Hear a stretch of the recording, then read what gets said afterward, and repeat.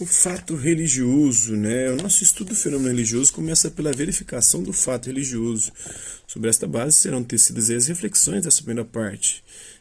Quem percorre o panorama da história antiga e contemporânea toma consciência de que a religião é um traço comum aos povos e aos indivíduos até a época recente, quando começa a se difundir o ateísmo, ou a crença na não existência de Deus. Então, examinemos os dados na pré-história. Por pré-história entendemos aí o período em que existia o homem sem o ser humano, sem deixar documentos escritos que permitiam reconstituir a sucessão dos fatos ou a história. Vai até mais ou menos 5.000 a.C. aproximadamente. A religiosidade do homem pré-histórico se manifesta através de vestígios deixados por ele nos lugares onde ele habitou. Atestam principalmente a crença numa vida póstuma, que é uma das expressões mais espontâneas do senso religioso. No Paleolítico Inferior encontra-se o homem de Neandertal, com sinais de ritos fúnebres e ofertas de sacrifícios. No Paleolítico Superior, o Fenerantropo, ele parece ter praticado ritos de sepultamento e sacrifícios propiciatórios. No período Neolítico encontram-se monumentos megalíticos ou dólmens. O dólmen é uma pedra chata colocada sobre duas pedras verticais. São sinais religiosos que persistem entre os povos primitivos que ainda hoje vivem como na Idade da Pedra, né, na Idade do Bronze. As características religiosas são muito mais numerosas, incluindo geralmente o culto ao sol desde a Escandinávia até o Mediterrâneo. As religiões tradicionais, né, a religião da China compreende 3 ramos. O mais antigo professa um Deus do céu, outro da terra e outro dos antepassados. O Deus do céu prescreve 5 mandamentos de amor e respeito, ouve as orações dos homens e é cultuado mediante ritos primitivos. O Confúcio, que viveu entre 551 e 479 a.C., ele sistematizou essas crenças e ritos. Temos o taoísmo, o Tao, que significa caminho, uma visão panteísta do mundo e do homem.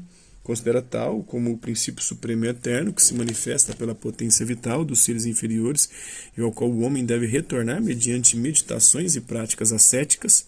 O budismo chinês, derivado do indiano, enfatiza o culto dos mortos e propõe rigorosa ascese mesclada de práticas de magia. Temos a religião do Japão, antes do mais o shintoísmo, né? O sol, divindade feminina, seria o regente dos céus e o chefe da família imperial. A noção de ser supremo não aparece muito clara porque é envolvida em concepções panteístas. Pratica-se o culto da natureza e dos seres humanos, a começar pelo imperador, não excluídos aí os antepassados. Há ritos de oferendas e purificação. Posteriormente entrou no Japão o budismo, que promete o nirvana ou a emancipação completa que extingue o próprio eu. Temos também a antiga religião do Egito, que deifica o sol, transforma o sol em Deus, né, que assumindo nomes diversos domina lugares e monumentos. Na Babilônia Antiga eram cultuados alguns deuses designados aí pelo prefixo Ilu, que significa celeste, que passou para as línguas semitas, especialmente para o hebraico El, Elohim, né, e para o árabe Alá, né, que significa algo que vem do céu, né, do celeste. Elohim, que é Deus, uma das denominações de Deus do Antigo Testamento no hebraico, e o Alá do árabe, né. Os babilônios e assírios divinizam os astros, né, iniciando assim a astrologia. Aceitaram os deuses dos povos vizinhos, como Marduk e Baal, de onde resultou um politeísmo como uma divindade suprema, celebrada por hinos de louvor. Na Índia encontram-se o hinduísmo, que evoluiu do brahmanismo. Os povos indo-europeus adotaram a raiz Divi, que significa resplandecente, que designa o ser supremo, que é a fonte de luz, céu e paz, chamado na Índia de Diaos, na Grécia de Zeus, na língua latina de Deus, entre os germanos de Zio e na lituana de Drevas. Estão muito parecidos aí, né, os termos para se referir a Deus. O brahmanismo ele se fundamenta nos textos sagrados dos Vedas, né, 4 coleções de hinos que descrevem os céus e os seus senhores, né, o Indra, o Varuna, Mitrava, Runal. Os sacerdotes brahmanes comentaram esses hinos produzindo os Upanishad, que professam um panteísmo.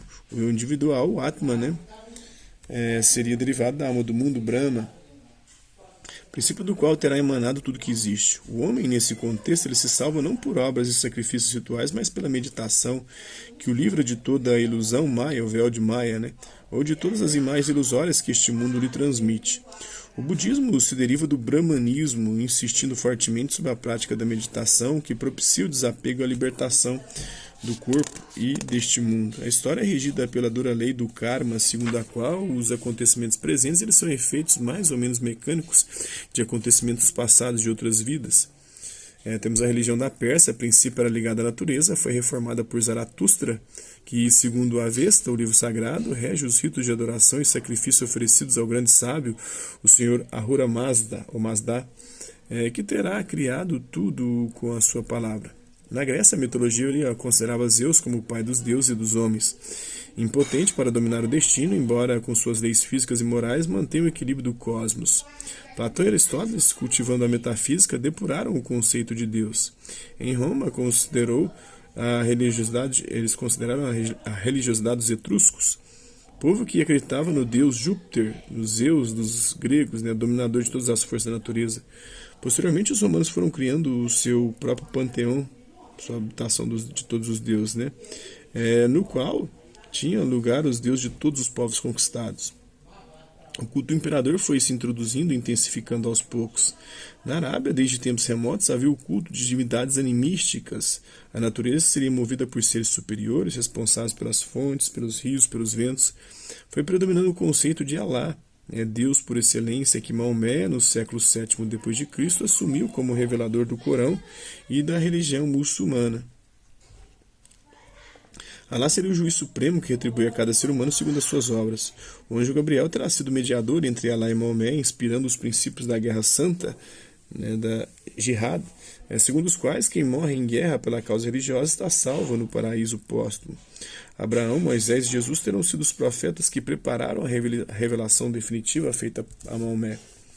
O povo israelita professa a crença num único Deus, que começou a revelar-se a Abraão e aos patriarcas. Sucedeu-lhes Moisés, portador da lei, da Torá. O fenômeno religioso judaico é um portento para os historiadores, pois admite o monoteísmo estrito a partir do século XIX a.C., no mundo politeísta. Esse monoteísmo conservou-se incólume no povo de Israel, apesar das tendências do próprio povo a abraçar os deuses dos povos vizinhos. Mas essa concepção de um Deus único e exclusivo é uma construção histórica. No princípio eles não acreditavam que eles tinham o Deus deles e os outros povos tinham os outros deuses deles. Não havia rivalidade entre o Deus dele e os outros deuses. Eles só tinham um Deus monoteísta nesse sentido, mas não que os outros deuses eram por ilusão. Eles tinham o próprio Deus. Isso não é uma espécie, é um politeísmo exclusivista, Eles acreditam em vários deuses, mas tem o Deus exclusivo deles. Depois que vira um monoteísmo, os outros deuses não passam de uma ilusão. Depois, numa outra versão, passam a ser o demônio, o capeta, o diabo, Satanás, ídolos, Esse monoteísmo conservou. A fé de Israel estava orientada para o Messias prometido, que viria, o ungido do Deus Pai, que vinha na plenitude dos tempos.